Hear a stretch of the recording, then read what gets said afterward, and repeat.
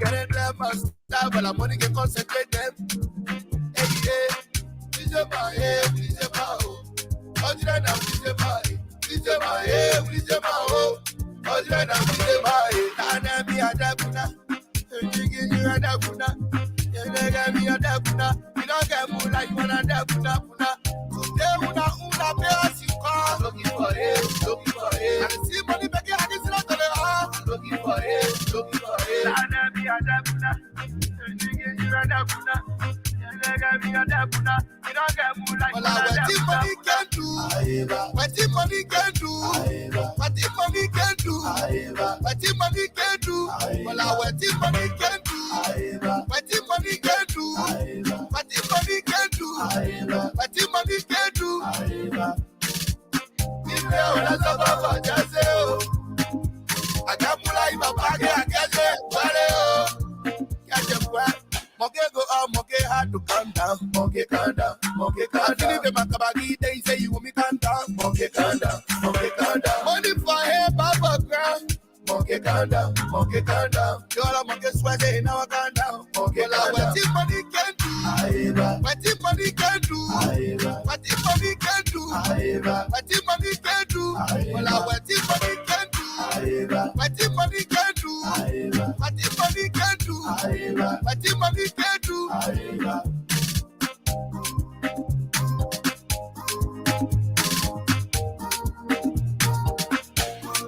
Girl, you my ride or die, like a diamond we will shine. Baby girl, it's you and I.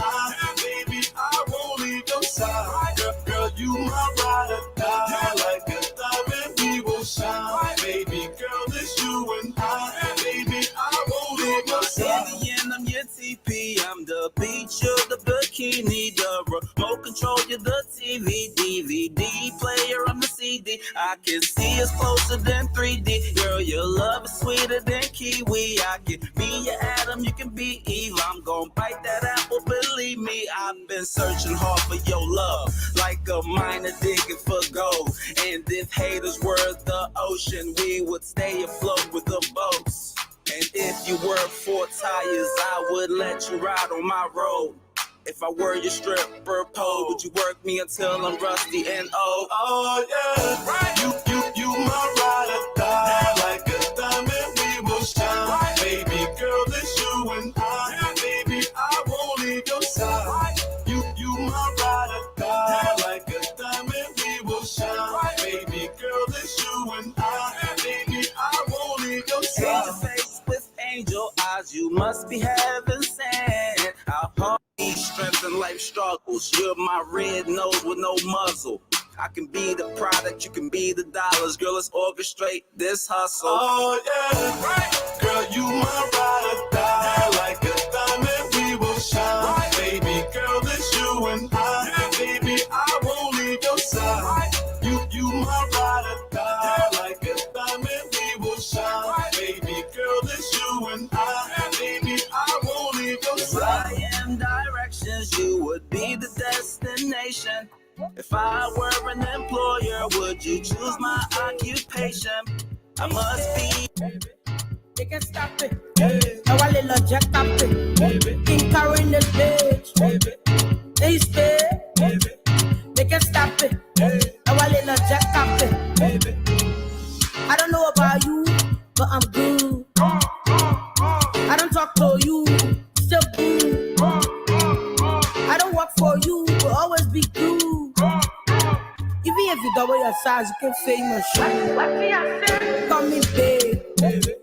Hey, stay. They can stop it. I want a little jack up it. King carrying this bitch. Hey, stay. They can stop it. I want a little jack up it. Let it go, let it go, let it go. They know better, they can try no more. They see coming, we can't go no more. I'm dead, I can't even die no more. I need people I don't know no more. Some people I don't see no more. So much pain, can't do no more. But I forgive you, see no more. EQ one day, cash in the back, spicing up. What's next? They compete, but they can't contest. I'm your dreams, hey. I mean, you were seen in there. Seen in there. I mean, you were seen in there. Call me babe. They stay, they can stop it. Our little jack up it. King carrying the stage. They stay, they can stop it. Our little jack up it. Somebody talking to the bottom of the horse. They say the bottom on the horse, but when something happen, I really want to can call. Somebody talking to the bottom on the horse. They say the bottom on the horse, but when something happen, I really want to can call. Baby, baby,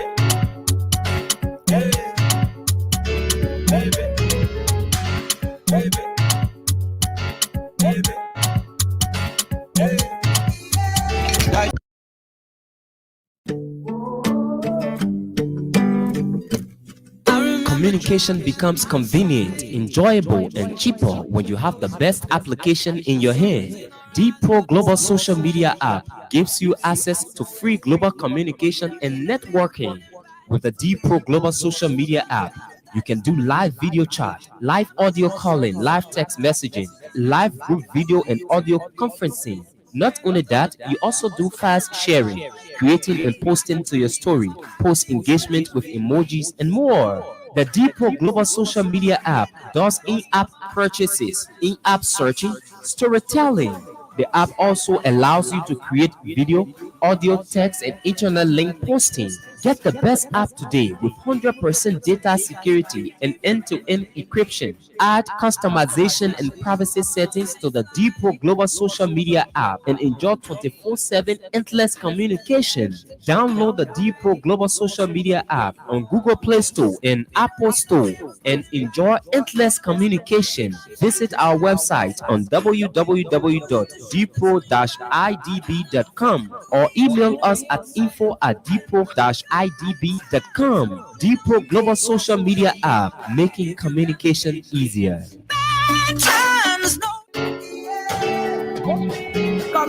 Do you care to know why thousands of people have switched from using oil-bomb paint to using Une Zize quality paint? Zize quality paint is a high-quality American non-hazard latex paint that doesn't fade or peel off your walls when applied. Zize quality paint comes in variety of colors that you can choose from. We even customize our customers' paint based on their request just to satisfy their desire.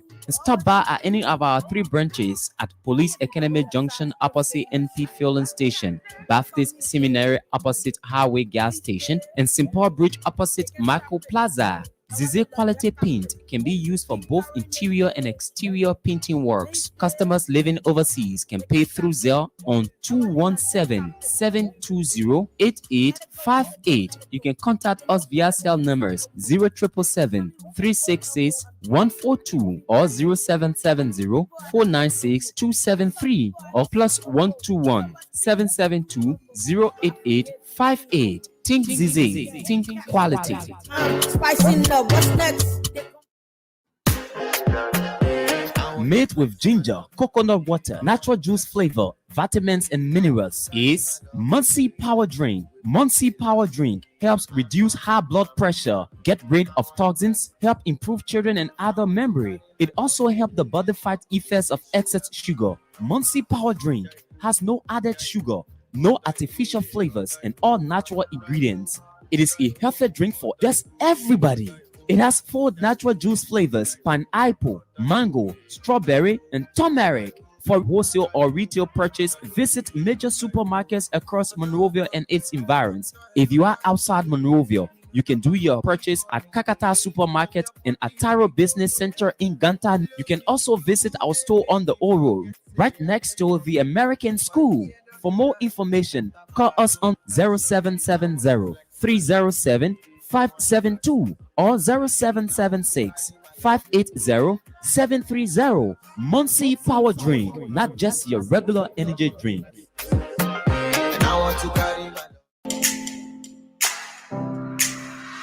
Allen Bernard International, or ABR, is a management consulting firm with a team of consultants and associates who focus on growing and transforming home healthcare agencies, non-profits, and small businesses in other industries as well as individuals. Our services include ABR Business Support Services, ABR Accounting and Tax Services, and ABR anti-money laundering compliance services.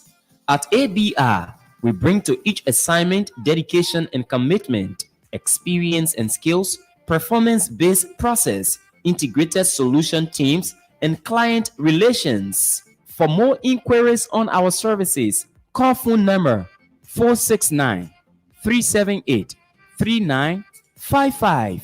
That's Allen Bernard International, or ABR, transforming business through ideas. Do you need a car? Ready for an upgrade? Then come to Sika Motors, sole distributors of Toyota vehicles, Mitsubishi vehicles, and Yamaha motorbikes, genuine accessories and spare parts. You name it, we have it. We have the 2022 brands of Toyota vehicles. Select from our new Toyota Starlight, Toyota Belter, Toyota Rush. We've got the best deal in town through our Sika Motors financing schemes with selected banks, EcoBank Liberia and UBA Liberia, starting at the lowest as $500 USD. You won't believe these prices. Come for quality, reliability, and durability. Take a spin and let's make a deal. Sika Motors on the UN Drive at Sailtown, Bushra Island, or call Sika Motors on +231 775 987 758 or email cmarketing@cfao.com. Sika Motors, drive with confidence.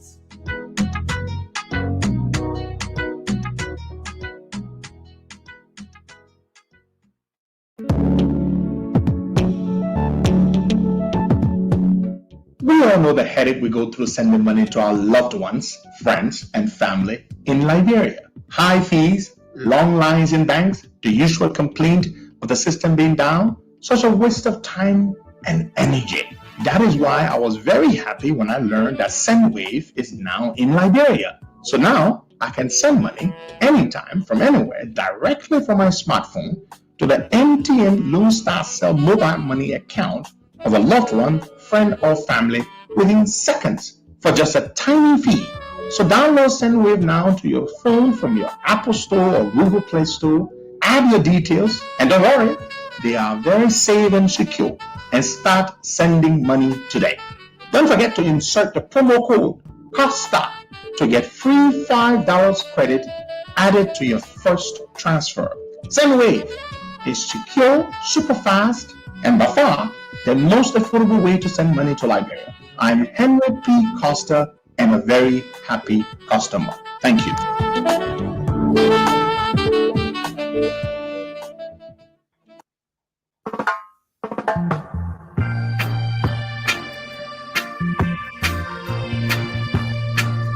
Good morning, good morning, good morning. Welcome to the program. Today's Monday, the 27th day of February 2023. The time in Monrovia, Liberia is 10:30 a.m. The time in Delaware on the eastern seaboard of the United States of America is 5:30 a.m. and we are glad to be here. The first edition of the week, the very last few days in the month of February 2023. We are inching closer to the most anticipated event in the year, the 2023 general and presidential elections. Good morning, Boga. Good morning, Costa, and good morning to our many listeners. It's good to be here this morning. It is good to be here indeed. We want to say morning to everyone. Good afternoon to everyone. Welcome. It's good to be here. This morning we will have the son of a gentleman, an elderly gentleman who is an electrician by trade. He is in his early 60s, I'm told. He has been charged along with, I believe, they say one or two of his sons. This gentleman was contracted by the former Chief Justice, Gloria Musu-Scott, to perform a piece of electrical work at her residence. The former Chief Justice herself is very shocked, very surprised that the police speedily moved to charge and arrest these individuals as suspects in this home invasion and murder incident it looks like as though, in the words of former Chief Justice Gloria Mususka, it is as if, in her words, that the outcome of the investigation was already predetermined. Can you imagine that? So the Chief Justice herself, Wakai, former, does not believe that these are the real suspects or the real perpetrators. We'll be speaking with the son this morning, Wakai. I mean, are these people being used as scapegoats, Wakai? Is that what is happening here? First of all, let's look at the first two events that happened at the home of the former Chief Justice. There was no contractor, somebody that went there to do a work. Nobody was working there at the time. Nope. And so, the Chief Justice said it. Yeah, it happened first. It happened second. She alarmed and let the police know about what's happening at her residence. The police didn't do anything about that. And so the contractors were hired after the two attacks. Yes, after the two attacks. So why will you be pointing finger at somebody that wasn't there for the first and second event that you know of? Yeah. That's why we should start it from, Costa. Yeah. Wakai, it is very possible and very likely that these people are innocent people being scapegoated by a corrupt and ineffective police force that already has a predetermined mindset. They're trying, this could be a decoy. They could be trying to lead us in the wrong direction in order to distract from the real perpetrators. The Chief Justice herself said, there was a first attack. There was a second attack.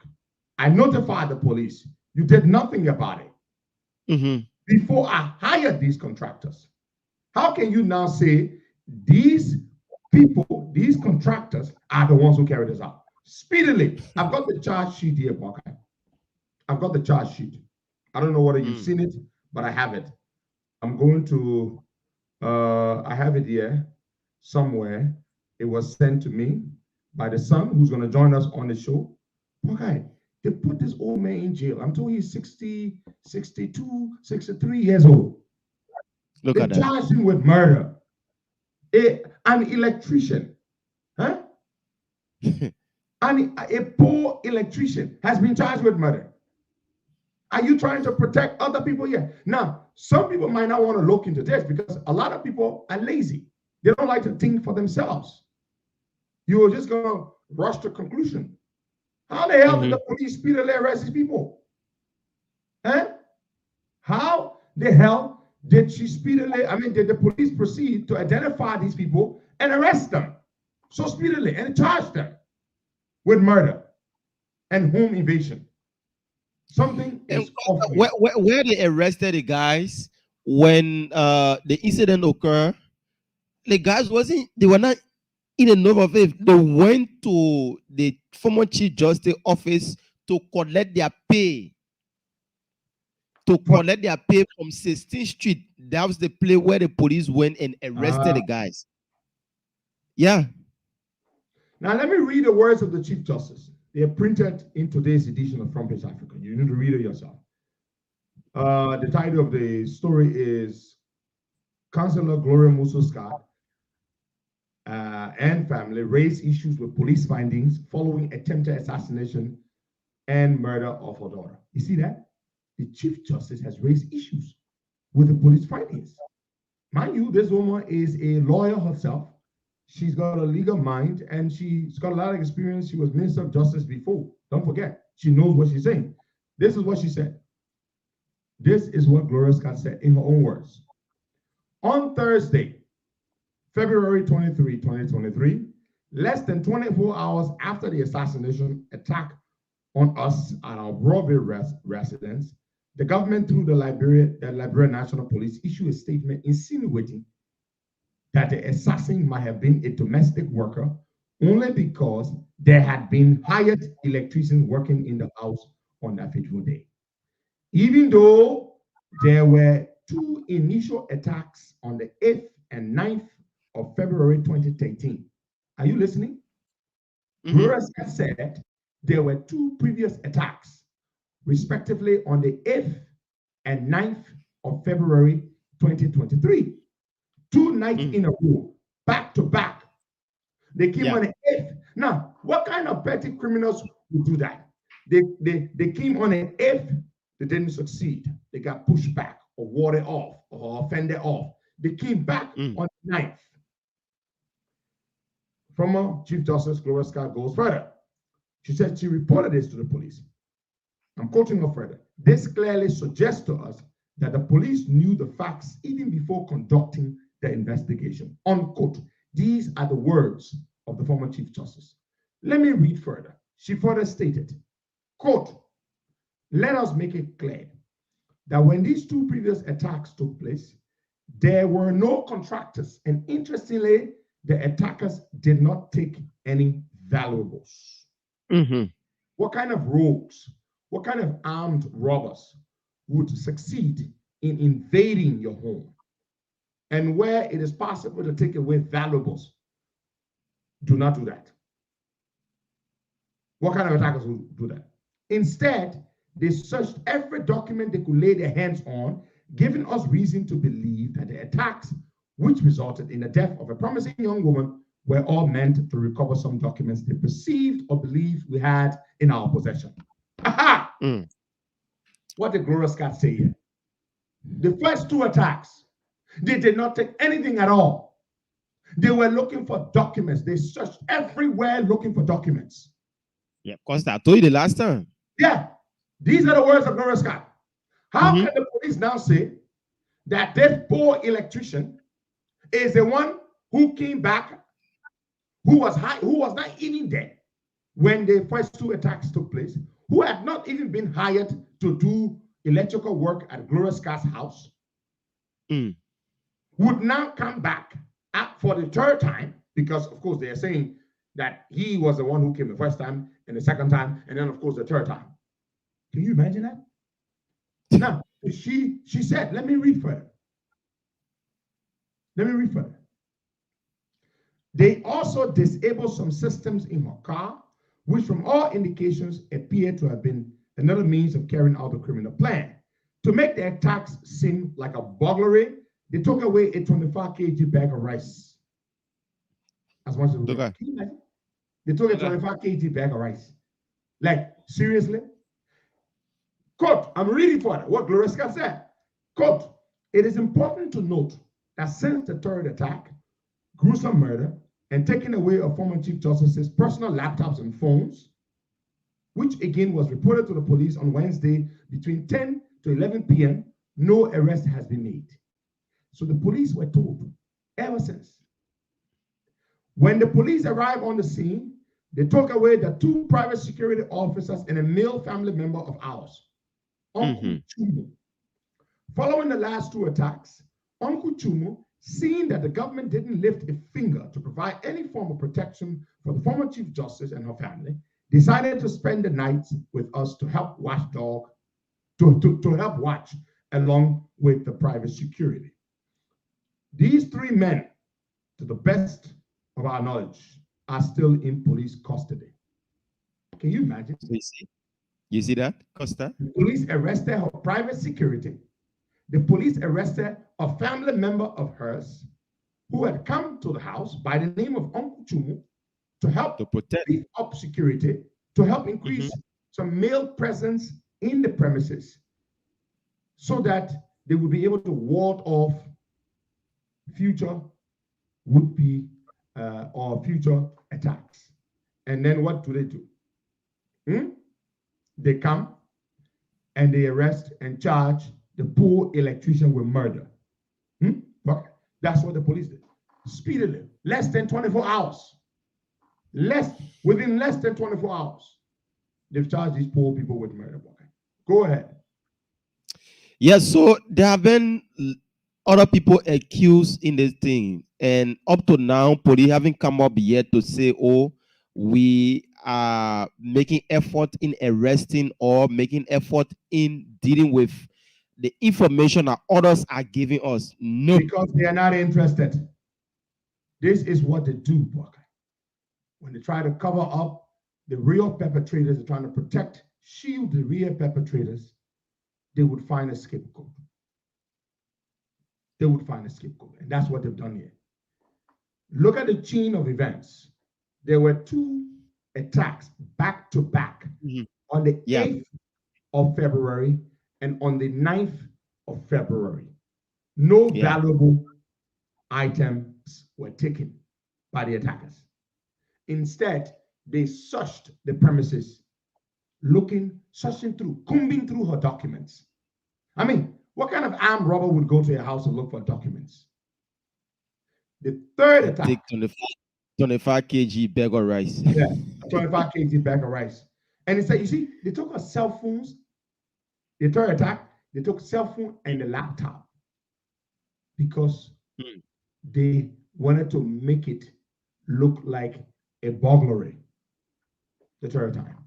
So look, we're gonna have the sun on this morning, but folks, this is not right. The police need to let those people go and look for the real. There's this issue about find the real people.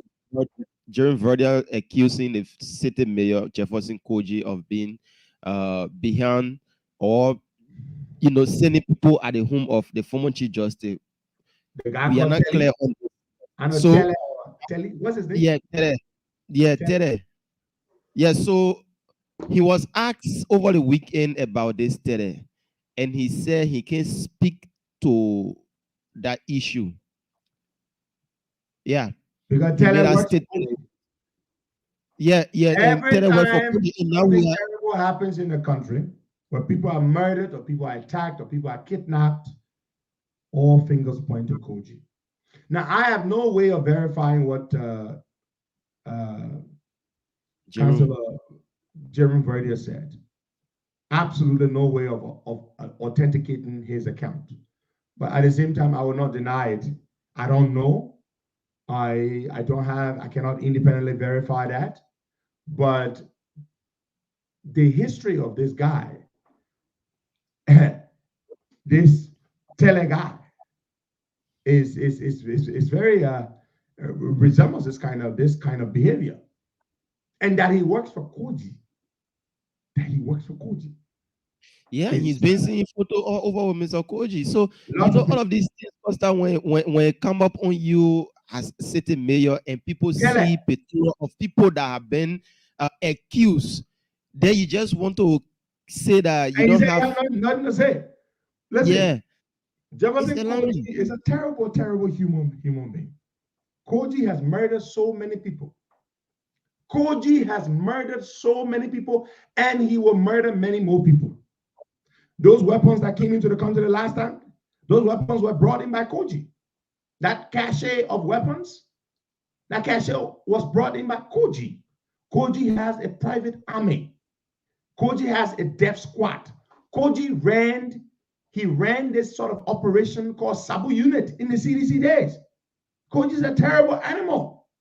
Koji will murder many more people if he is not stopped. I don't know how we're going to stop him, but Koji is a terrible, terrible human being. Even George Weah is a friend of Jefferson Koji. George Weah, if you know CDC as I know CDC, you would know that Weah is a friend of Jefferson Koji. Koji is a terrible, terrible human being. They ask him the question, Mayor, people have accused you of being the employer of the alleged or the suspected murderer. Tell him. And what the Koji say? He's got no answer for that. Are you freaking kidding me? This is a situation that involves someone's life. The residence of a high-profile person. Her daughter was murdered in the assassination attempt. The attempt to search, find, and take away certain documents from her residence and possibly kill her. And you say that you have no response. When pictures are surfacing left and right with you and Vani, what's his first name? His last name is Tele. Vali Tele, I'm told, is an old murderer.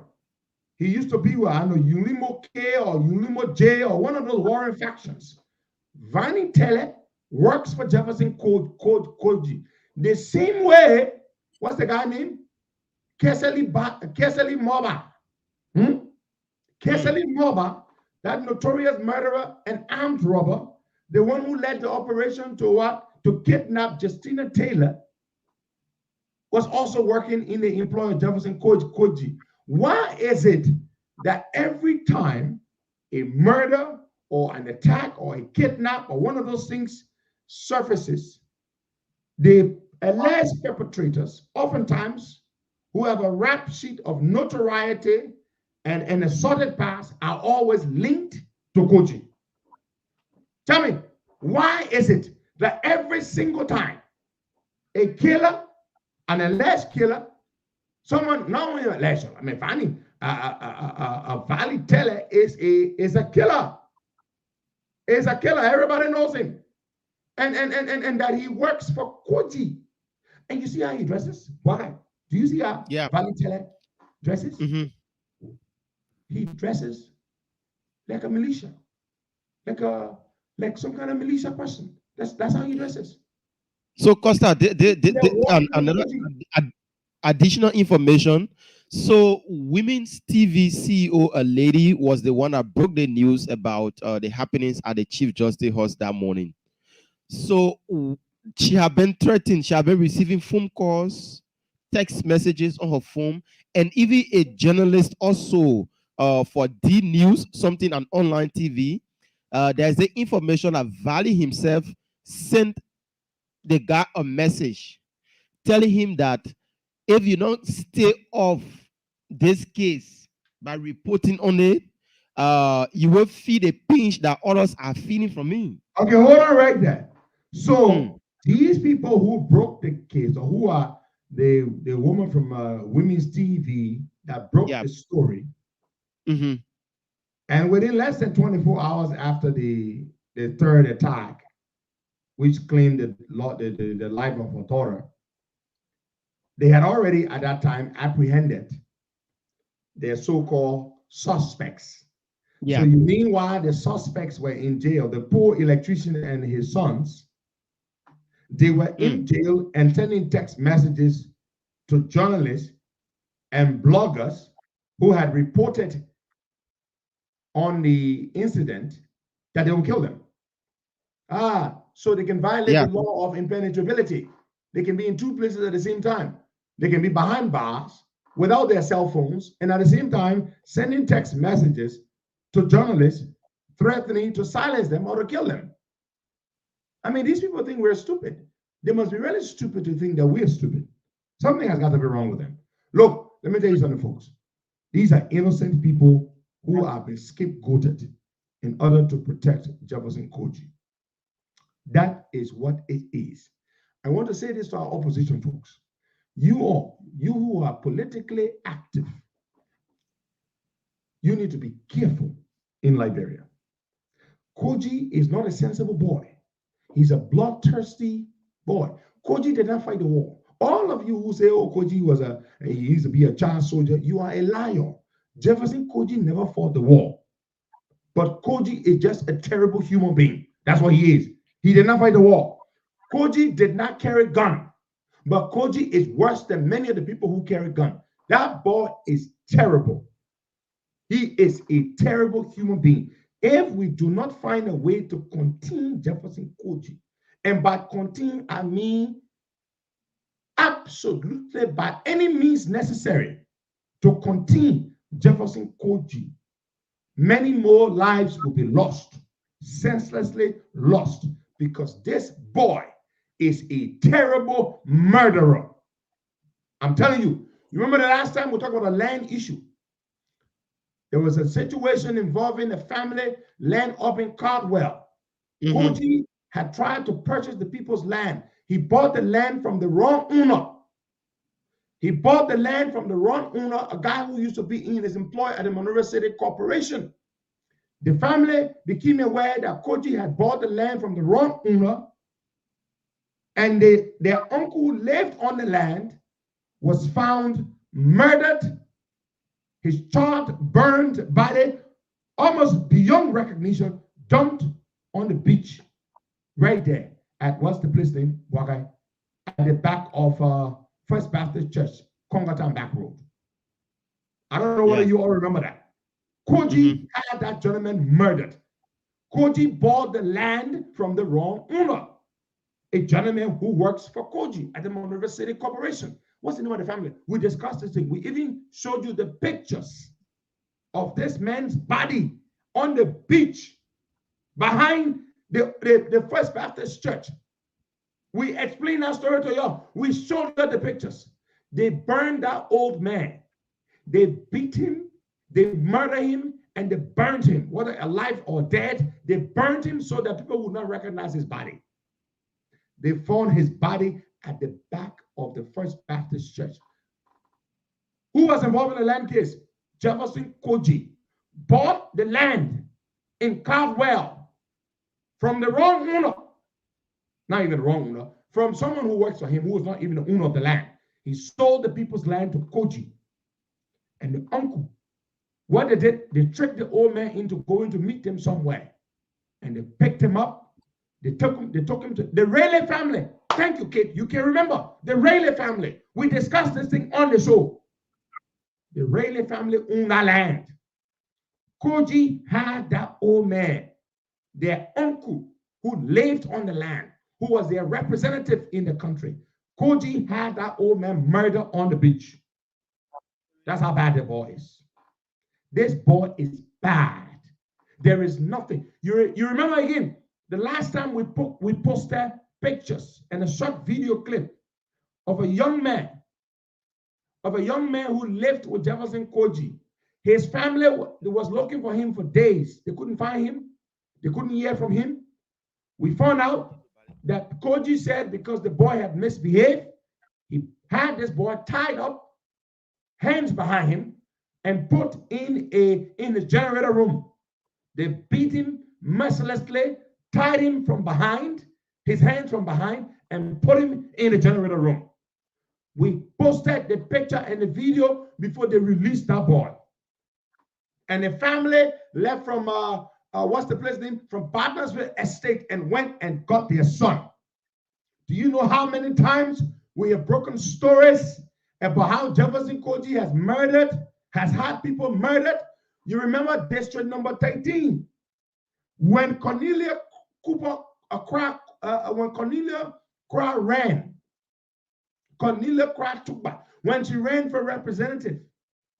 And on that fateful day in District 13, when they went there for the campaign, I believe it was in 2018, Jefferson Koji and his men, Koji was seen, visibly seen, captured in still photos and video, leading a squad of machete-toting, desperate-looking thugs, beating people up. Senator Yomli Kanga Lawrence was chased. Waga, you are speaking there. I'm not hearing you, and you sound like Waga. What's going on? No. I'm not talking to you. I'm talking to somebody. Yeah. Sorry. But when you have another, we talk like that, then you look for So yes, Yomli was basically hold up, HOLED. Don't think I'm misusing the word. HOLED, hold up, which means she went like in a hole to hide herself. She was hold up, HOLED, not hold before the passenger's held. I just want to clarify that before you think I'm making a mistake. Yomli was given shelter, rescue. They provided refuge for her in some family's home for hours. Yomli was there. After she left, everybody was worried about her and everybody else. Yomli proceeded to write a letter to the Senate leadership. This woman is a sitting ranking member of the Liberian Senate. She wrote the Senate and narrated her horrendous experience at the behest, physically led by Jefferson Koji. The leadership of the Senate cited the Minister of Justice and the Police Inspector General 1 or 2 times, and that was it. Nothing further was done. There were there were pictures and video clips and evidence of Jefferson Koji leading his thoughts to bring mayhem and chaos to people. This boy is an animal. If we do not find a way to contain Jefferson Koji will murder more people in these elections. Look at the man of Jefferson Koji. Jefferson Koji is not hireable. What do I mean by that? Is that even a word? He cannot be hired by anybody. This boy has no skills. He has no skill set. He knows nothing. The best thing that has ever happened to him and that will ever happen to him was for George Weah to become president, for him to get this job that he has. Jefferson Koji knows that his entire life depends on Weah remaining in power. As ruthless and bloodthirsty as he is, trust me, this boy will do anything to ensure that he remains in power. So believe me, more people will get murdered. More people will get beaten. More people will be kidnapped by Jefferson Koji on his orders. So we have to find a way. We have to find a way to contain Jefferson Koji. The international community will not do it for us. Nobody will do it for us. And I want to say this to our American friends. If they cannot sanction Koji so Koji can be removed from this space that he occupies, the elections that they've invested so much in, there will be trouble. The Americans, I'm saying this to you. I know you're listening. You have to find a way to neutralize Jefferson Koji, because Koji will murder more people and Koji will do more terrible things. That is what I have to say, and I submit for now. You may come in, Walker. Well, you have said it all, Costa, and all of these things are happening right in the eyes of the joint security. They are not able to do anything about it. There have been a lot of accusations placed on the name of Mr. Koji, and all they do is that we are investigating, the D13, wheresoever, all the places that some of these things happen, they haven't been able yet to come up with any report. And we are in a country that everybody, how will investors come into this country when they are getting such news every day that people are being killed, people are being harassed, all of these things are happening? How will investor come? Let me say this to you, okay. For a man like Koji, there's only one thing you can do to him. Only one language Koji understands: violence. I'm sorry I have to say this, but I will say it. Listen to me. George Weah is afraid of Koji. The security system is afraid of Koji. You know what Koji did? Koji ordered CDC talks to physically molest and assault the Deputy Inspector General of Police at the CDC grounds, the headquarters of CDC. Marvin Sakol. You all know what Koji did. The only thing that can scare Koji is violence against Koji. If we cannot frighten Koji and send a message to Koji that he alone is not capable of violence, we are in trouble. I'm going to say this, some people may not want to hear it, but let me tell you something. The only thing a guy like Koji is afraid of is violence against Koji. Koji should not be allowed to terrorize, murder, maim, rape people, and go scot-free. The state would not protect us from Koji. We have to protect ourselves against Koji. We need to develop our own mechanism, put our own squad together to terrorize and to go against Koji in the language that Koji understands. If you're wondering what Costa is saying, let me repeat myself. Violence against Jefferson Koji is the only thing that will stop Jefferson Koji. I'm coming to Liberia. When I come to Liberia, you will see. I'm not making a threat against him, but I'm saying this. The only thing that can stop Jefferson Koji from killing more people is violence against Koji. Did you just hear what I said? Listen to me, brother. Listen to me. No, I don't care about what you will say. I'm saying this. This is the thing. This boy is bad. This boy has murdered too many people. If we cannot frighten Jefferson Koji, if we cannot respond to Koji in the language that Koji understands, that boy will kill more people. That boy will kill more Google people for nothing. If you're thinking I'm joking, you'll leave Koji there. Let Koji be killing people left and right. Koji is a waste. He adds nothing to society. If Koji dies, it will be no loss to us. As a matter of fact, it will be good riddance. I just said what I said, and I did not stutter. The only thing that Koji understands is violence. If we cannot use violence to frighten Jefferson Koji, Koji is like the hunter in the forest. All the animals are afraid of him. If one animal or a group of animals cannot frighten the hunter and turn the hunter into the hunted will continue to hunt the animals, the prey. Are you listening to me? If Koji cannot be frightened, if Koji cannot be responded to in the language that Koji understands, Koji will cause more harm. Koji will threaten more people. Koji will kill more people. That is what I say to you. If Koji wakes up and there are petrol bombs in his yard, if Koji wakes up and people are stoning him in communities where he goes or at night, Koji will come to himself. If you think I'm joking, play democracy or play nice with a bloodthirsty, terrible, morally depraved animal like Jefferson Koji. Frighten that ball. That's the only way. Or else, get prepared for more lives to be lost. The police will not help you. The justice system will not help you when it comes to Koji. We is afraid of Koji. We is afraid of Koji. We need to form our own squad and respond to Koji in the language that Koji understands. Put fear in Koji, or else Koji will continue to instill fear in the opposition community. Let me tell you something. You all sitting there, I'm a strategist, and I'm telling you, fear. What Koji is doing, Koji has successfully instilled fear in the country.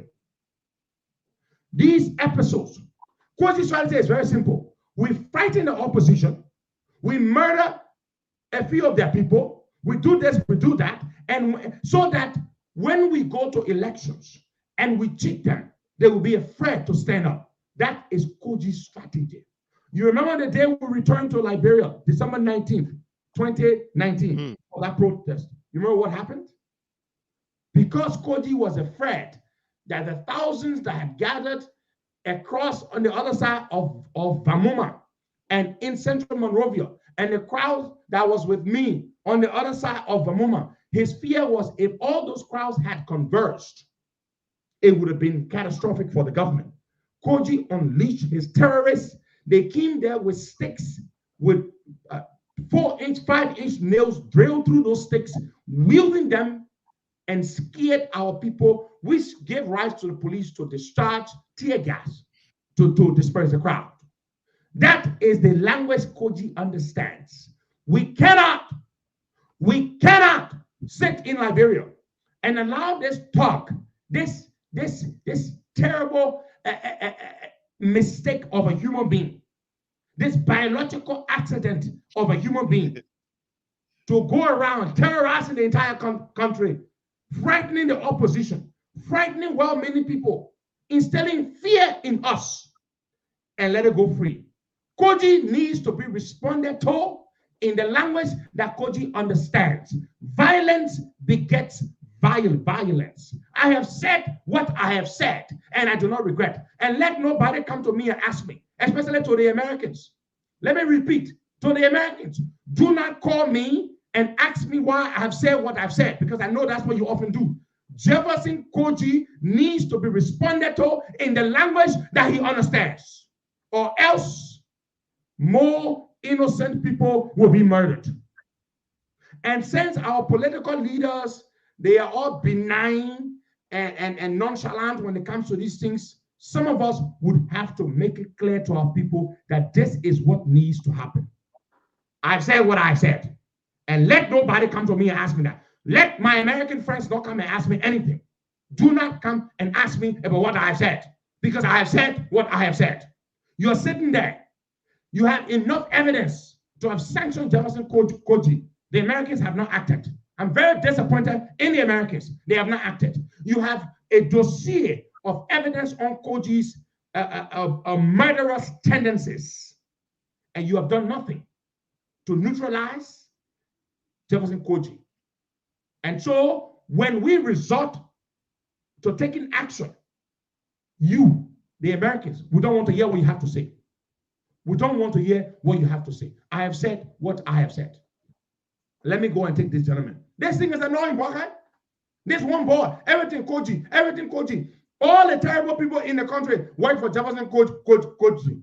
Why is it that every bad thing that happens has to be linked to this one boy? And he goes free. And nobody does anything to him. Let me add these folks to the podcast now. Mr. Rennie, Mr. Kolako, good morning, gentlemen. Welcome. Good morning, Henry. Thank you for having me. Okay. Mr. Rennie, you will tell us what is your connection to the alleged suspects or scapegoats? What is your connection? Kokala on the show is my brother-in-law. He's married to my little sister. And this matter is of great interest to me. Thank you, sir. Kokalo, good morning, my brother. Yeah, good morning, Costa. Thank you for having me this morning. What's your relationship to the suspects, according to the police? All right. I think there are 4 in numbers total. When you check on the charge sheet, the 63 year is my dad. What's his name? Please tell us his name and stuff. His name is Thomas Francis. Okay. He's 63, Gizi by Trap. He's from Lova. Mm-hmm. And on the charge sheet, the name that says James Francis, he's my little brother. He next to me.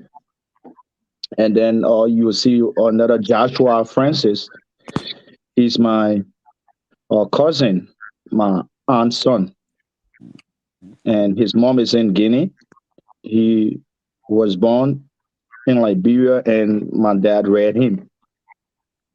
And the 4th person, I think one Ezekiel Tama, that I don't know, but my dad said he's one of his apprentices. He's training the electrical work. So Kokalo, all these 4 suspects come from your father's side alone, from one? Are you kidding? Yes. All the people who, and were all these people hired to work at the residence of the former Chief Justice? Well, the Chief Justice normally called my dad, and sometimes if my dad, not only her, but there's some work when he feels that he's not supposed to go there, he will always send my little brother and the 2 other guys to do the work. And that's what happened on Wednesday.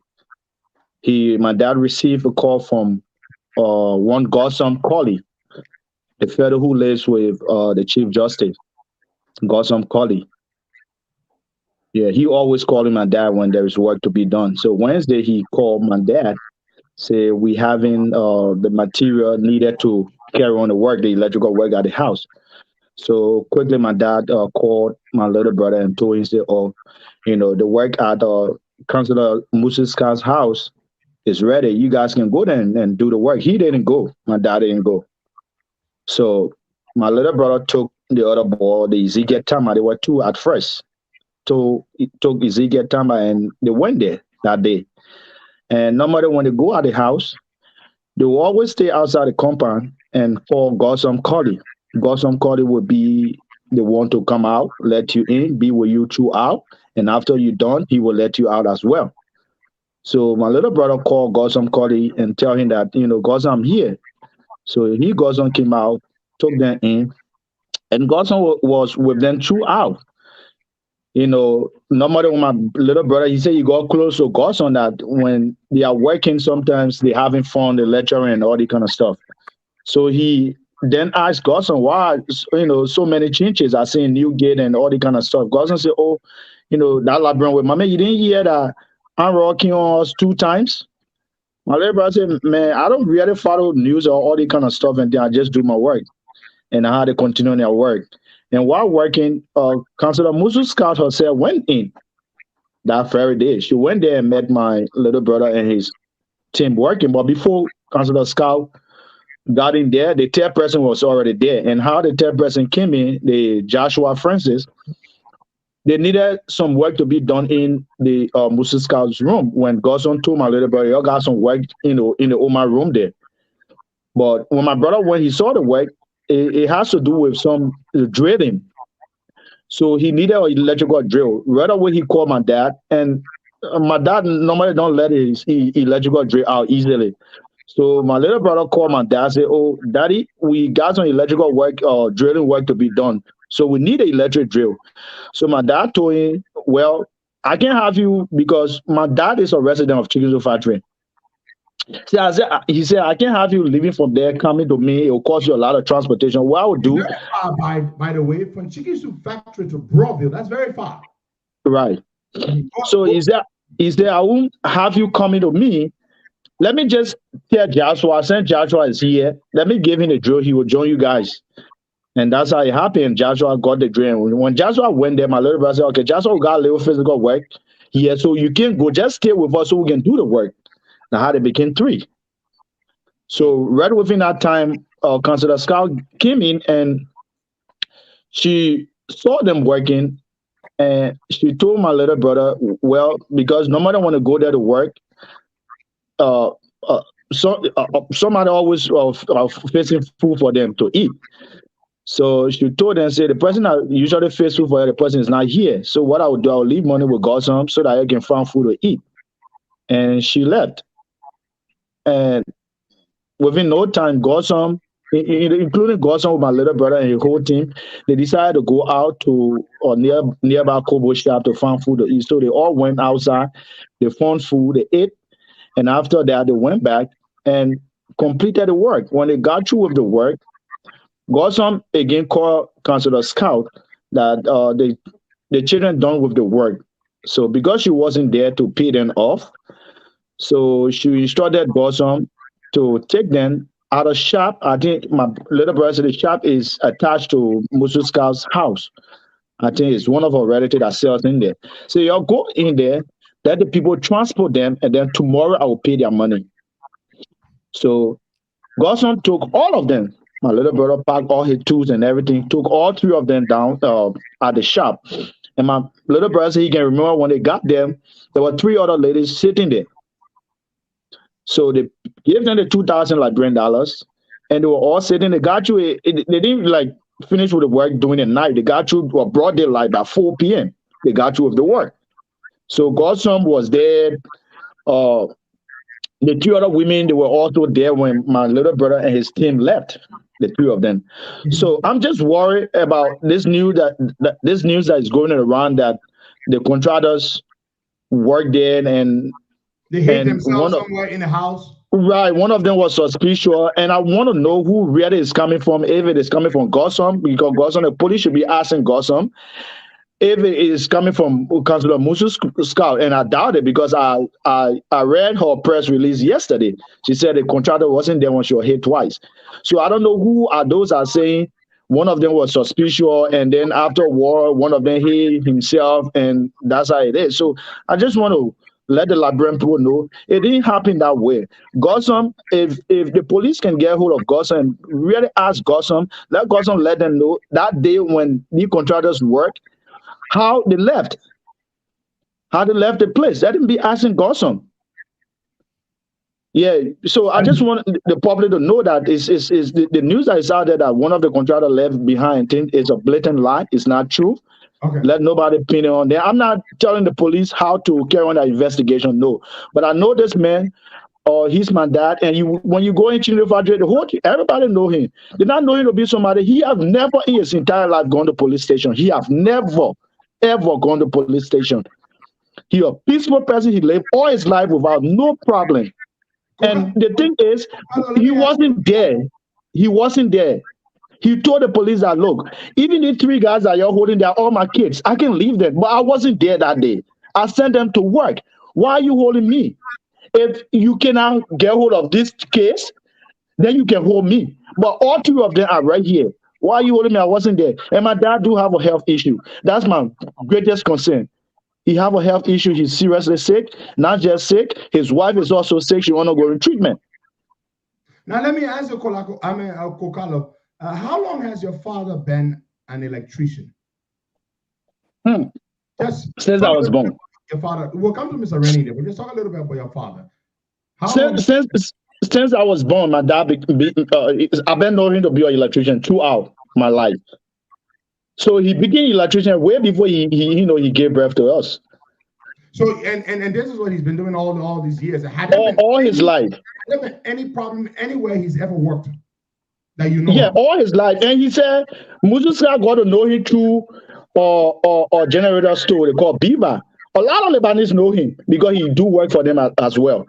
So when she went to buy the generator at the store, she decided asking the store owner, can you guys recommend a good electrician in the country for me? So that how quickly they recommended my dad. I have my dad and Muzuska, go in contact. So they've been working for a long time, right? He's been working for the council for a very long time, or yeah, he said since last year. I don't know the exact time, but he said since last year he's been working for her, just off and on. Once you have a little work to do, and normally she's not the one I always call my dad. They got some person always call my dad if they have work to be done. Makes sense. Makes absolute sense. Okay. Brother Rennie, let's come to you. So, sorry. This is how the police got there. You think if the guys know something about what happened, how much is the money that they work for? For a week, they will go the next day to go and receive their money. So the next day, my dad and team decided to go and receive their money. I think somewhere around Cinco. That's how the police, got hold of them. Street, yeah. Yeah. Mr. Rennie, you have any contribution to make at this point? Yes, Henry. We've heard about multiple cases that was, and it would drag on. At the end of the day, these people would be continuously incarcerated, and nothing comes out of it. And a lot of times these things can be overlooked, but it becomes serious when it's on your doorstep. And this is just one of those cases. If you're going to have these people in jail and you cannot charge them, or you're charging them for something that they didn't do, it just don't make sense. This man is just a contractor, not even the person who the attempts were made on their life accusing these people. And you just grab them and put them in jail, and nothing's happening because you think you have the power in your hands. It don't make sense. I think it's about time that these things stop. Good. They accuse people and just have them suffering in jail. It don't make sense. Mr. Rennie, thank you very much. Let me come back to you, Kokalo. Is your father, your relatives, are they being represented by counsel? Do they have a lawyer? Yeah, that's what I don't want to, speak too much into it because. No, you don't have to. I just want to know that they're legally represented. Yeah. I have another question for you. And perhaps this question should not be directed to you, but to the police, but I'll ask you anyway. Did the police say when they charged your father and your brothers with murder, did they say what prompted that? There's something called culpability in criminal justice. Culpability has to be established. There has to be probable cause before culpability can be determined. What did the police say is the probable cause that led them to the conclusion to slam your father and your brothers with culpability for the senseless incident at the former Chief Justice's residence? What is the culpability? Have you guys asked them why? I mean, do they have a CCTV footage, for example? Do they have a forensic analysis of the crime scene? Did they do any of those things? What Well, did they say?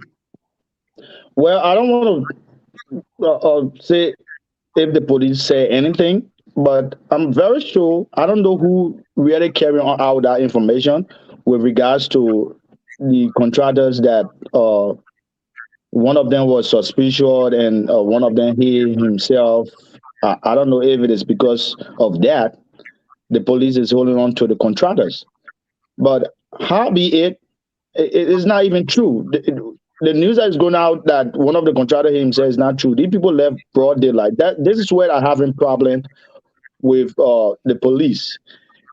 Gossam in question lives with Musu Scout. Gossam, before you enter Musu Scout house, Gossam will have to let you in. And he will stay with you throughout. That's how my dad been working there. He will stay with you throughout. When you don't, he let you out. Why can't they get Gossam involved and ask Gossam, how the guys left? Is it true that one of them left behind? They should be asking Gossam as well. And my little brother said he remembered 3 ladies when they went out of the shop to receive the $2,000 Liberian dollars. There were 3 ladies there. Why can't they bring them in too for questioning and ask them if it is true that this contractor, one of them left behind? That's where I have a problem. So I can't say the reason why they're holding on to them because I don't know why they're holding on to them. Okay, but let me say something, and I didn't expect you to have that answer. But my question is this: the police could not put your father on the scene. Your father was never there. Right. That's my problem. Councillor Scott herself said there were 2 previous attacks back to back on the 8th and on the 9th. And by that time, she had not hired your father to do this work for her. Right. Except they're saying these are 2 separate suspects or individual attacks, or these attacks are not related. Except that's what the police is saying, and they haven't said that as far as we're concerned. So my question is, what makes them then jump to the conclusion that your father, who was not physically present, should also be charged? Now, have they been officially charged by the police or charged by the court or indicted by? Have they been charged? That's from the police, is not the court. Okay, so the court hasn't charged them. Okay, indicted them. So they have been charged. You said? They have been formally charged. Well, I don't know because there are some other legal. But there is a charge sheet. Yeah, but they said normally that's what the police do when. No. Yeah, again, I have no idea. I can't answer that. But right. Let me educate you. The police honor the law. If they suspect you, they can arrest you and detain you for up to 48 hours while they're conducting their investigation. And Costa, sorry, I'm not cutting you off. That's another thing. The 48 hours, they have gone beyond 48 hours. And where are they currently being held? They are central. Yeah, this is the point. Under the Liberian Constitution, you cannot hold an accused person beyond 48 hours without charging them and forwarding them to court.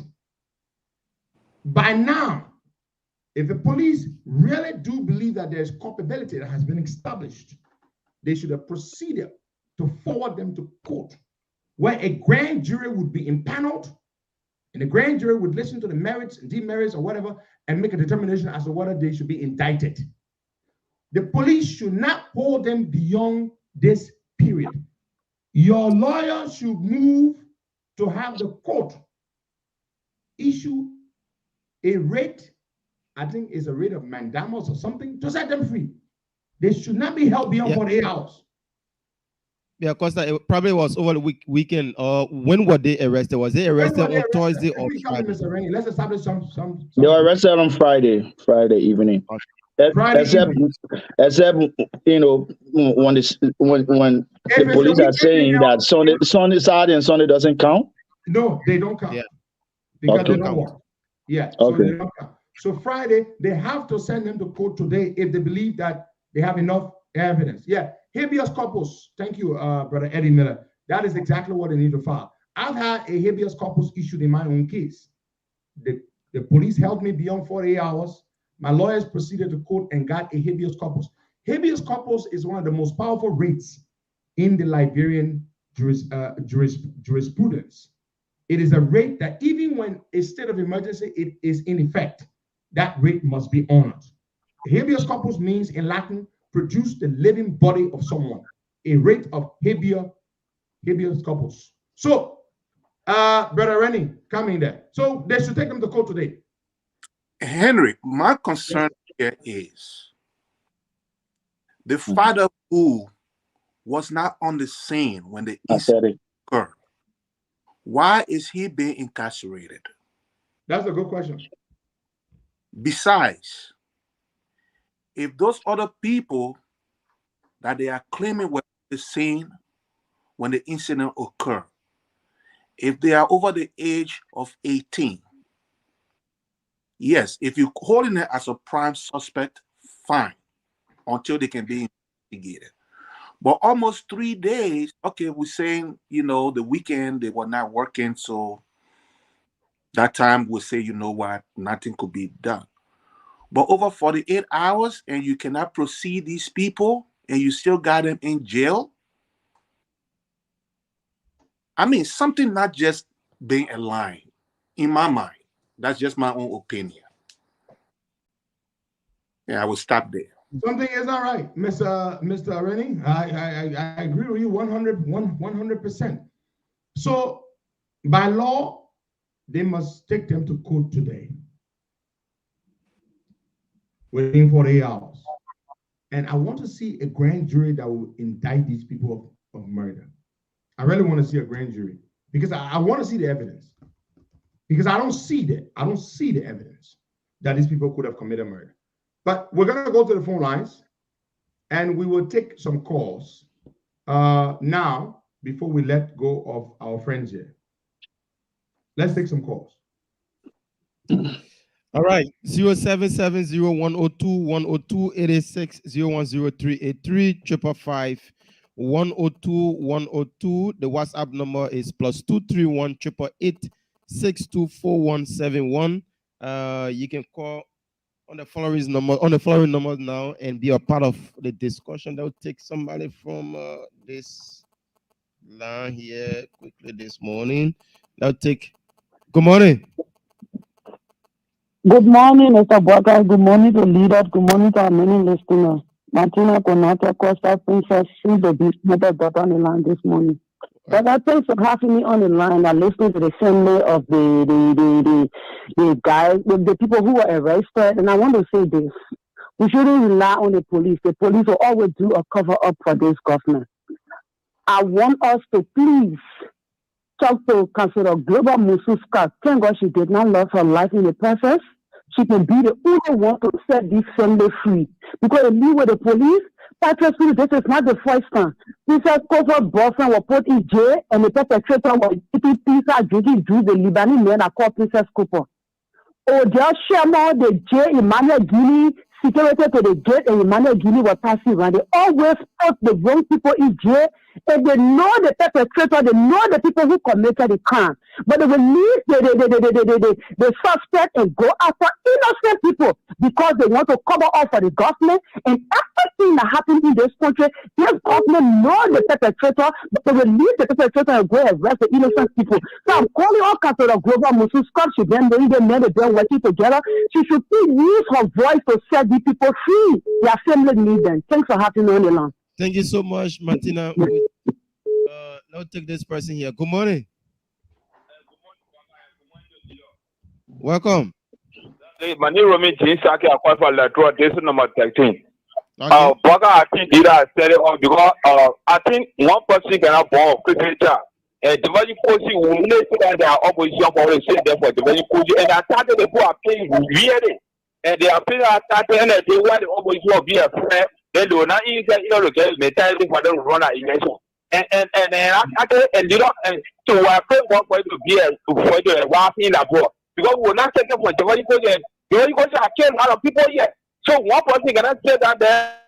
And then so I say you allocate money a lot of people. That one person won't pay the charge. So now the one going to say cricket, that will tell you say cricket too. And fire for fire will be waiting for you for that kind of rally and that kind of action that be taking a GCDC government. And CDC government will say that we say we're going to pay or party or action, it will be a problem and we will lose our people life. So take action against them. Thank you, powerful leader. Thank you so much. Now take Seka Chipo, the religious advisor. Good morning, welcome. Good morning, BK Kamara. And good morning to my leader, Henry Petro Costa, all the way there in the U.S. I am the religious advisor to the Costa Show, and I'm calling from Nicholasstown this morning. You know, BK, thank you. But one of the things I want to say, you see, in community or in society or in the family, when you are noted that people can always see over your head, there are a lot of things that will happen to you. You know, Omen Boakai, because of that intelligent spirit where over his life that he lived, he has been so quiet.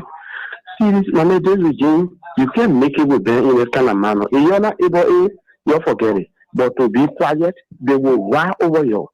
Okay. Costa is doing well. If you continue like Costa, then we need silent and they do what they want to do. Thank you for a minute time. Thank you so much, Seka Chipo. Let's take somebody from the diaspora on this line. Good morning. Good morning, sir. How are you? I'm pretty well. Welcome. Your name, where joining us from? Yeah, let me know my monitor. My name is Pastor Mo. I'm calling from Charlotte, North Carolina. Good morning to HPC and good morning to the rest of the guests. I just want to give a small story that Honorable Costa explained. You know, Jefferson Koji killed my cousin for our family land of Caldwell. I was the one that called Honorable Costa, explained the story to him, sent him details, sent him photo how Jefferson Koji mutilated my cousin body. His name was Anthony Johnson. Jefferson Koji went on our land Upper Caldwell and his boys told my cousin, said somebody would die for this land business. In less than 2 days, my cousin got missing. For 3 days, the third day, his body was found on the beach in Sinclair. When the other administrator decided to press charges at the police station to go to court, the police turned the case around and decided to arrest my relatives. Okay. They decided to arrest them. They had them, while we were grieving, had them reporting to the police station and authorized the family to go and bury the body because the body was beyond recognition. The lawyer that we hired, because I was in constant communication with HPC, he was putting fire on the case. So the lawyer that we hired that we were paying went to my relatives and told them, say, you have to back off from the case. Or else you guys are going to go to jail. That's how that case rested. Wow. But what I did, I reported it to the Human Rights. They got a photo. We are all waiting for the right time. Okay. Jefferson Koji will not get away. He will not get away. Thank you so much. Thank you so much, my brother. Let's take another person from here. Thank you. Good morning. Good morning. Yeah, welcome. Yeah, good morning. I just want to add to what Costa said in terms of Koji. I think he's a dangerous person, and we should take him very serious and what Costa said, or else he's going to continue. You see, Magay and Koji are those two notorious mafia that are ready to do anything without being charged because Judge Weah is aware of it. And that's what the case is. I mean, they plan our orchestration. Another thing about the event that took place at the ex-justice minister is that place should have sealed up as a crime scene. But nothing like that has been followed. No forensic. Okay. You know? Thank you. One more call, Hawkeye, then we'll come back to our guests and close up. One more call. All right, 0770-102-102-86-010383. 555-102-102. The WhatsApp number is +231-888-624171. We take one more call, then we'll cross over to our guests to close up from their end. So one more call. One more. So, because there's no call, so we cross over to them. Mr. Rennie, Brother Kokalo, we want to say that we have started this debate, and we will not end this debate until justice is served. I believe that the police, they're lying. In the words of the former Chief Justice herself, she does not believe that those are the real suspects. She said it herself. The police could not have found any evidence to link your brothers and your father to this attack. No evidence. I mean, number one, the woman was not physically present. The Gosling colleague guy you talked about who works for the Chief Justice can attest to that. You know, so they're covering up something here. And I want to show you that we will continue to raise this issue, to demand justice, to ensure that when we take these people to court, the jurors, Liberian citizens who will preside over the case, that they will not see any merit in it. There can be no merit. There can be no evidence to establish that these people did it. Based on what? Based on what? First of all, the Chief Justice said there was one person in the house, right? Waka, isn't that what she said? One individual. Yeah. Mm-hmm. Now, how can you arrest and charge 4 individuals? One of whom was not even physically present at the time. And all of them were not working there when the first 2 attacks took place a few weeks earlier. It makes no sense. Looking for what document? What would a 63-year-old man with ailing health be looking for in a document or looking for documents in the Chief Justice's house? What could he want those documents for? What? He lives all the way in Chicken Soup Factory community. Do you know how far Chicken Soup Factory is from Broadville, from where the Chief Justice lives? It's very, very far. First, you have to take commercial transport from Chicken Soup Factory to Douala. Then you take commercial transport from Chicken Soup Factory, from Douala to Broadville. I take it the old man does not own his own vehicle. So, look at the time it happened. What hour? You're talking about what? Late 9-10 p.m. 9, yeah.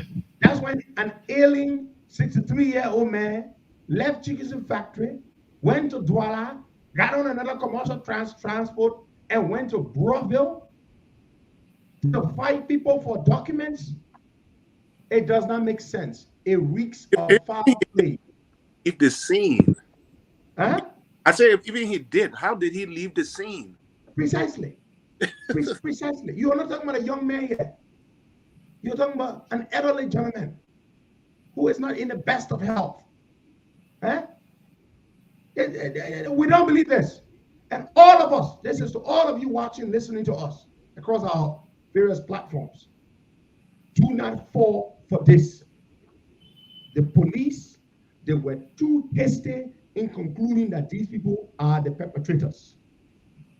They have no evidence to back this up. They're scapegoating them, and they're letting the real culprits go. This Tele fella, I have no evidence that he did it, but look at his history. Look at the history of the Tele fella. Everybody's pointing the finger to him. This man was a murderer, still is a murderer. Works for Koji. When they ask Koji, what do you say? This your employee has been accused with committing these gruesome crimes. What did Koji say? Koji said absolutely nothing. He said he will not answer to that question. You say you can speak to that. Now, Mr. Rennie, let's give you a minute to close up, and then Kokalo will give you a minute to close up. We'll follow up on this issue. Mr. Rennie. Yeah, Henry, thank you so much for giving us the time to at least air our voices and show our concern regarding some of these things. You are highly appreciated. What I want to say is the police is not a courthouse. They usually come out to pass judgment even before investigating. You can accuse somebody, but at least let them go through the investigation process. Number one. Number two, you cannot just go and then randomly arrest people, incarcerate them, without putting them through the proceeding. People are hurting.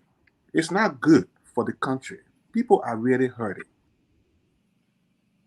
And I think this matter should be given some credence, especially when the former Chief Justice is saying that these people don't have anything to do, if I'm quoting her right, they don't have anything to do with whatever that happened. Why should these people be placed behind bar in the first place? And I would really want this case to be one of those cases that will really bring justice to the people who have been, cheated when it comes to. Thank you so much. All right, Mr. Rennie, thank you very much. Kokalo. Yeah, I want to say thank you, Mr. Costa, for giving me the opportunity to let the Liberian people know that the news that is flying around about the contractors, one of them left behind, is not true. That's a lie. And again, I want to know who really said it. Is it Gossam? Is it Mutu Scott herself, or is the police that are saying, oh, one of the contractors left behind? Because if it is the police, who told them? Because they wasn't there. The only person I can speak out to this is Gossam, who was there. Because Gossam was with my little brother throughout and his team. He worked with them. After they got through, he escorted them out. They left broad daylight. So I don't know how then people are saying one of the contractors left behind. And that's how whatever happen. It's not true. So I want to let the Liberian people know this thing is not, I'm not part of any political party. I'm not in anything that has to do with Liberian or politics. But I'm just speaking out because today is my dad, tomorrow will be any one of you guys. So if we cannot speak out to this, more things greater than this will happen. And innocent people will suffer. My dad told the police that I wasn't there. These 3 guys are my kids. Even if you let me go, I still can't leave them behind because they are my kids. I cannot leave them behind. I wasn't there. Why are you guys holding me? You can only hold me when the 3 guys that you guys are searching for, the contractors that worked that day, when you cannot find them, then you hold me because they are my kids. But you already have all 3 of them. Why are you holding me? And he kept telling them that he do have a health issue, and he do. Just yesterday, I talked to my older brother. My older brother was all around looking for medication for him because he said he was feeling cold in his body. So I'm also worried about that. You should be. And we are. So I just want to say that I don't want people saying that I'm running any judgment. I don't know who did the act. I care less. I just want my dad and his people to get out because they are 100% innocent. I know this man has been doing, he have been doing his electrical work all my life. If you go to his community, you ask people in Geneva, he doesn't have any criminal record. Not one. He have never gone to police station one day. He doesn't have problem with none of his friends. He live his peaceful life. He goes to work, from work home. That's how I know my dad to be. He never go out. He's not somebody who drink. Okay. He goes to work, from work home. That's it. Likewise, my little brothers, I know all of them. They're not people who into problem. We are with you. We are with your family. We are with the former Chief Justice Gloria Musso Scott. She's a brilliant jurist. She wants she would want the actual real culprits to be brought to book and not innocent people. That's why she raised the alarm. She's not satisfied. She said it herself in her own words, printed in the papers. So we too want the real culprits to be brought to book and not innocent people. So we will fight for this. Thank you so much, gentlemen. Thank you. Thank you, Mr. President. Keep us posted. Thank you. Give us the updates. If they go to court today, let us know. You know, whatever you know, share it with us. Thank you, Mr. Rennie. Right. Thank you, Brother Kokalo. Have yourself. Thank you, Mr. Kosa. Thank you. What guy? Yeah. And I was on the phone with somebody, and the person told me that this Valley Teller man live in the same vicinity in Broadville. Yeah. To one Imam Conan house. So they are living in the same area. Yep. I just left so the Valley phone. Teller lives in Broadville.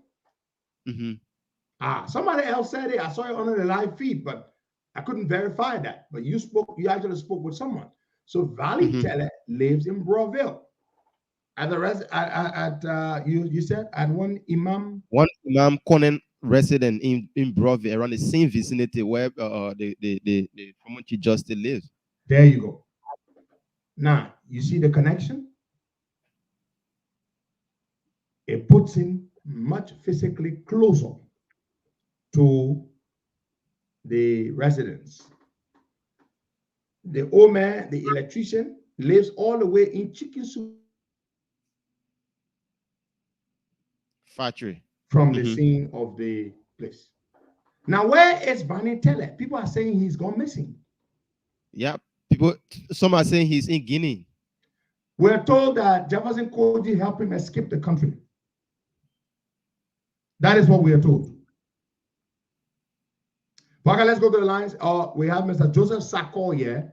We'll speak with him on a totally different thing. Mr. Sakor is a healthcare practitioner. Every year he leads a delegation. We just lost him. Mr. Sakor, please come back. Every year he leads a team of doctors and nurses to Liberia to perform free medical services and also provide medical supplies, medical equipment, drugs and equipment.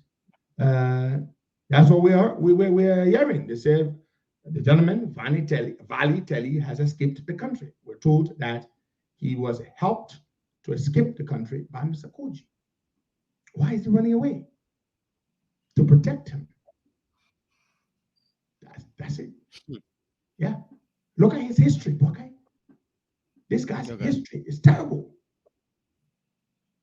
Sheikh Sakor knows him. I'm told Sheikh called me yesterday. I missed his call. We're trying to call Sheikh back. I'm pretty sure that's why he was calling me. I'm told Sheikh spoke to the local, to Spoon Talk, and he narrated his account of how he came to know Valley Teller. He said Valley work for him, right? Yeah. He used to work for him on his Damo mine or his Damo operation. Yeah. But since he left Liberia, Valley Teller has been working for Koji. Can you imagine? And he narrated the story how Valley Teller saved his life as a rebel. He said he was just lucky. Not that Valley Teller is a good human being. That does not redeem him of his devilish, bloodthirsty qualities. But he was just very blessed, not lucky, that Valley Teller saved him that day. But on that same day, Valley Teller and his co-murderers had murdered other innocent people in Nova County. That's what I'm told my friend Sheikh Sakor said on Spoon Talk. So why does Koji hire people who are all murderers? Please tell me that. But let's go back and see whether we can talk to Mr. Joseph Sakor here. Mr. Sakor, good morning. Yeah, morning. How are you? Could you please remove the mask if there's nobody close to you so we can be able to see your face clearly? Yeah. Okay, hold on one second. I was trying to put my Much better. Much better. You keep the camera still, okay. please. Fantastic. Let me let me put my hello sir, how are you? Mr. Tago, we are doing good. We're doing great. Okay, very good. Thanks for We having want me. to thank you. We want to thank you for your service to country and to people. Every year you take a team or you lead a team of medical practitioners, doctors and nurses to Liberia to perform free medical services. Tell us a little bit about their organization first, and then let's go to this year's operation. You're currently in the country and with your team, but tell us a little bit about what it is you do and what your organization is called. Well, first of all, I want to say a big thank you to can you hear me? Loud and clear. I mean, the internet is not the best, but it's okay. Go ahead, sir. Okay, very good. Very, very good. Well, thank you very much for having me. Again, Joe Sacco, I'm the executive director of the Liberia Medical Mission, the organization created by Liberians to help Liberia. We are a group of professional Liberians in the diaspora, and the organization comprises of Liberians and non-Liberians. So we have been coming to Liberia for the past more than 10 years now. This year, we're about 29 professionals coming from the United Kingdom, Australia, Nigeria, Ghana, and the United States. So altogether, 5 countries that we mobilize resources from. I all intended to come and give back to the country.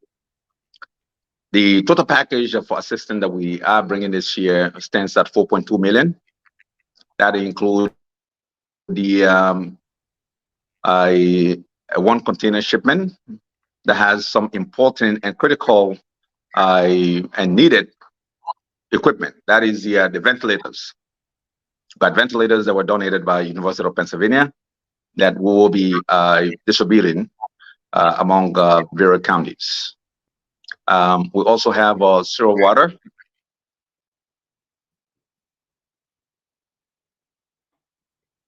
I was passing around. Some people asked me if you know, if we brought any zero water because you know, they needed some donation. I said yes. As soon as the container arrives, we will be you know, distributing these materials. You know, they are for the country.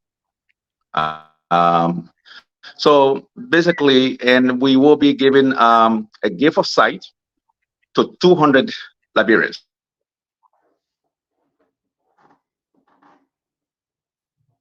That 200 patients will benefit here. 200 Liberians free of charge, cost zero to them. And our organization is self-funded, meaning that we receive no grant from the federal government, nor from the state. So every mission that we organize comes from our own pockets, and from our generous donors like our fellow Liberians and non-Liberians who have admired our work. But you know, that's all we get. The good news is that we have committed individuals who have come to see, you know, the needs in Liberia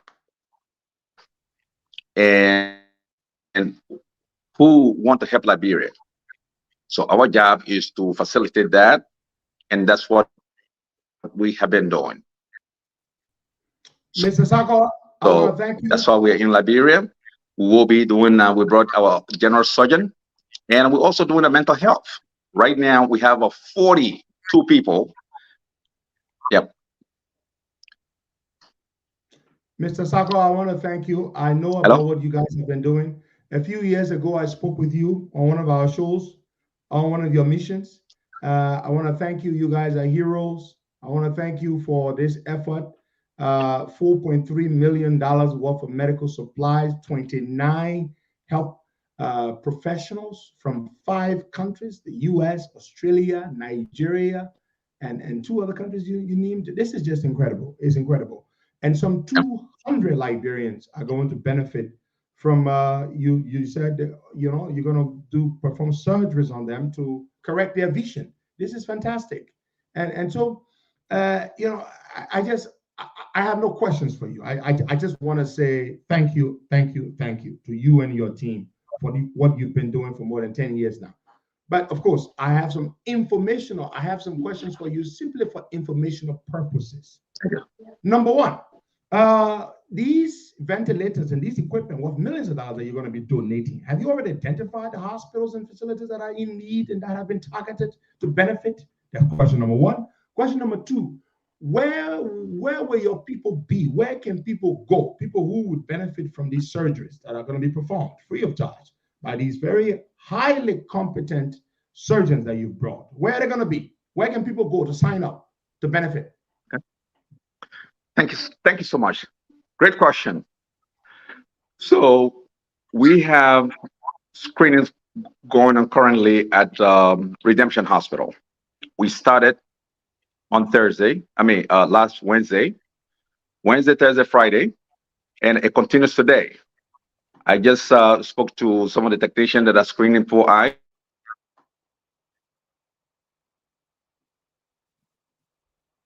And also, yeah. People are just calling out, sorry about that. So I just got a call from two of my surgeons that to give me the good news that, they want to let me know that they have just completed the second patients that have already received, whose eyes have been restored, sight have been restored at 14 Military Hospital. So I am very, very happy with that news. As am I. Yes. As am I. As a Liberian, he was just texting me, then I almost cried. Okay. Because I have seen cases that made most of our surgeons, even the nurses, to cry. So the screening will be at Redemption, but the surgery, those that are qualified for surgery, will be held at 14 Military Hospital. Okay, the general surgeon that we brought from Ohio, Dr. Madison, we are calling. So Tobinburg Hospital has we are just discussed with them. They have a caseload of hernia cases. We want to make sure that those cases caseload that he can help with some of those Mr. Sagoya. Caseload. We got a request from Saclay in Nimba County that the Mr. Sagoya, your internet is terribly bad. To go there too.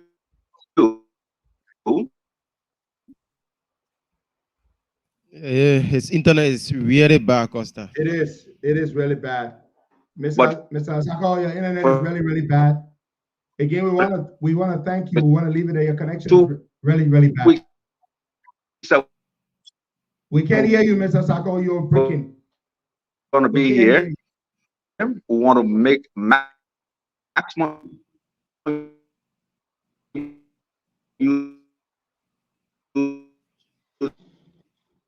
We're sorry. For his expertise. Okay. I mean, there was some private technical. Okay. Oh my. Mr. Sago, thank you very much. We have to leave it there. Thanks to you and your team. As he said, the screening for the people who would benefit, who qualify to benefit from the eye surgery, the corrective eye surgeries, the screening is taking place at the Redemption Hospital, and the procedures have been done at, they have set up shop at 14 Military. So if you want to, if you think you got trouble with your eye, you can't afford to go see an eye doctor that you have to pay, go to Redemption, get screened. If you pass, they're gonna send you to 14 Military, where you can perform, where they will perform the surgery for you. An American surgeon from the state of Ohio is going to perform the surgery for you absolutely free of charge. We again want to thank Mr. Joseph Sako and his team. These are heroes working very quietly and doing wonderful things for our people. And the internet is frustrating them. Nothing works in Liberia. Absolutely nothing works in the country. Thank you so much. God bless you and have yourselves a wonderful day. Bye-bye.